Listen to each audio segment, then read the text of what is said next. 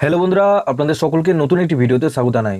বন্ধুরা, আপনাদের পিএম কিষানের ১৭তম কিস্তির টাকা ঢোকার আগে আজকে অনেক কিষানদের স্ট্যাটাস আপনাদের ডিবিটি স্ট্যাটাস নো দেখাচ্ছে। এর সাথে আপনাদের আরও একটি সমস্যা হচ্ছে যে আপনাদের পিএম কিষানের আধার ব্যাঙ্ক অ্যাকাউন্ট সিডিং স্ট্যাটাস, এখানে আপনাদের স্ট্যাটাসটা চেক করতে গেলে ইয়েস দেখাচ্ছে, কিন্তু আধারের স্ট্যাটাসটা যখনই চেক করছেন তখন ওখানে আপনাদের ডিবিটি স্ট্যাটাস নো দেখাচ্ছে। তো যদি এরকম স্ট্যাটাস দেখায় আপনাদের স্ট্যাটাস চেক করতে গেলে, সেক্ষেত্রে আপনাদের সবার প্রথম একটি কাজ কিন্তু অবশ্যই করতে হবে। যদি না করেন সেক্ষেত্রে আপনাদের কিন্তু ১৭তম কিস্তির টাকা আপনাদের অ্যাকাউন্টে ঢুকবে না। তো চলুন এই ভিডিওটির মাধ্যমে আপনাদের সমস্ত ডিটেলসে জানাবো। তার আগে আপনারা চ্যানেলটিকে অবশ্যই সাবস্ক্রাইব করে বেল নোটিফিকেশনটি অল করে রাখবেন এই ধরনের নতুন কিছু আপডেট সবার আগে পাওয়ার জন্য। আর যারা আগে থেকে সাবস্ক্রাইব করে রেখেছেন তাদেরকে অসংখ্য ধন্যবাদ। তো চলুন বন্ধুরা, ভিডিওটি শুরু করা যাক। তো সবার প্রথম আপনাদের পিএম কিষানের অফিসিয়াল ওয়েবসাইটে নিজেদের স্ট্যাটাসটাকে চেক করে নিতে হবে যে এখানে আপনাদের কি স্ট্যাটাস দেখাচ্ছে। এই ওয়েবসাইটের লিঙ্ক আমি ডেসক্রিপশনে দিয়ে রাখবো, আপনারা ডাইরেক্ট ওই লিঙ্কে ক্লিক করে এই পেজে চলে আসবেন এবং আপনারা অবশ্যই নিচে ডেসক্রিপশনে হোয়াটসঅ্যাপ গ্রুপ এবং টেলিগ্রাম গ্রুপের সাথে যুক্ত হয়ে যাবেন, ওখান থেকে আপডেট এবং লিঙ্ক পেয়ে যাবেন। তো বন্ধুরা একটু নিচে আসবেন, নিচে আসার পর এখানে দেখুন নো ইয়োর স্ট্যাটাস বলে একটা অপশন রয়েছে, এই অপশনে ক্লিক করবেন। তো বন্ধুরা এই অপশনে ক্লিক করে আপনাদের নিজেদের স্ট্যাটাসটাকে চেক করে নিন আপনাদের যে স্ট্যাটাসটি দেখাচ্ছে কি দেখাচ্ছে। তো সবার প্রথম আপনার এলিজিবিলিটি স্ট্যাটাসে করে আসবেন। এখানে দেখুন আমি আপনাদেরকে একটা স্ট্যাটাস দেখাচ্ছি, এখানে ল্যান্ড সিডিং ইয়েস রয়েছে, কিন্তু এখানে Aadhaar bank account seeding status এখানে নো দেখাচ্ছে। তো যদি আপনাদের Aadhaar bank account seeding status no দেখায় সেক্ষেত্রে বন্ধুরা আপনারা কিন্তু ১৭তম কিস্তির টাকা পাবেন না। আবার এখানে আপনাদের অনেক কিষানদের এখানে দেখাচ্ছে আধার ব্যাঙ্ক অ্যাকাউন্ট সিডিং স্ট্যাটাসের জায়গায় এখানে আপনাদের ইয়েস দেখাচ্ছে। যদি ইয়েস দেখায় সেক্ষেত্রে আপনাদের কিন্তু স্ট্যাটাস আপনাদের ডিবিটি স্ট্যাটাস অন থাকছে না। সেটাও আপনারা কিভাবে চেক করবেন সেটাও আপনাদেরকে দেখাবো।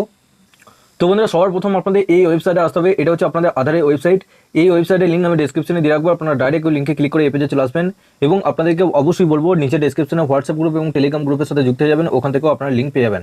তো বন্ধুরা এই পেজে আসার পর একটু নিচে আসবেন, নিচে আসার পর এখানে দেখুন ব্যাঙ্ক সিডিং স্ট্যাটাস, এই যে অপশনটা আপনারা দেখতে পাচ্ছেন এই অপশনের উপর ক্লিক করবেন।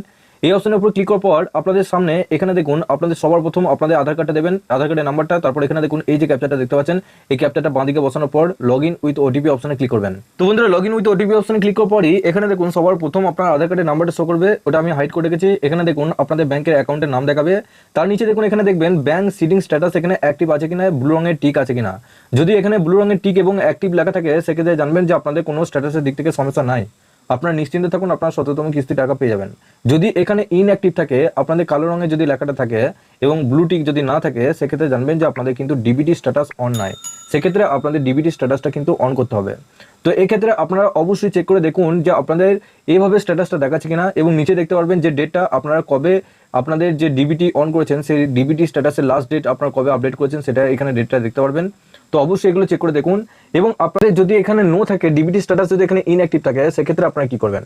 তো সেক্ষেত্রে সবার প্রথম আপনাদের যে কাজটা করতে হবে, আপনাদের যে ব্যাংকের বই রয়েছে সেই ব্যাংকের বইটা কিন্তু আপনাদের চেক করতে হবে, সেটা আপনাদের স্টেট ব্যাংকের বই হোক বা ব্যাংক অফ বরোদা বই হোক, যে ব্যাংকের অ্যাকাউন্ট আছে সেই ব্যাংকে যদি ডিবিটি অন না থাকে সেক্ষেত্রে আপনারা অন্য ব্যাংকের একটা অ্যাকাউন্ট খুলে নিন, সেই ব্যাংকে গিয়ে আপনার ডিবিটি একটা ফর্ম হচ্ছে, একটা ডিবিটি ফর্ম রয়েছে, সেই ডিবিটি ফর্মটা ফিল আপ করে, কিংবা আপনারা যদি সেই অ্যাকাউন্টে টাকা ঢোকাতে চান তাহলে সেই ব্যাংকে গিয়ে ডিবিটি ফর্ম ফিল আপ করে আপনাদেরকে জমা করতে হবে। এক্ষেত্রে আপনাদের ডিবিটি দিক থেকে ওই ব্যাংকে যদি বেশি সমস্যা হয় সেক্ষেত্রে আপনাদের 100% অন্য অ্যাকাউন্ট কিন্তু খুলতেই হবে। এবং সব থেকে বেস্ট হচ্ছে আপনাদের ইন্ডিয়া পোস্ট পেমেন্ট ব্যাংকের একটা অ্যাকাউন্ট খুলে নিন, আপনাদের কিন্তু টাকা ঢুকতে অসুবিধা হবে না, কারণ আপনাদের ইন্ডিয়া পোস্ট পেমেন্ট ব্যাংকে অ্যাকাউন্ট যখন খুলবেন তখনই ওখানে আপনাদের প্রথম থেকেই ডিবিটি কিন্তু অন হয়ে থাকে।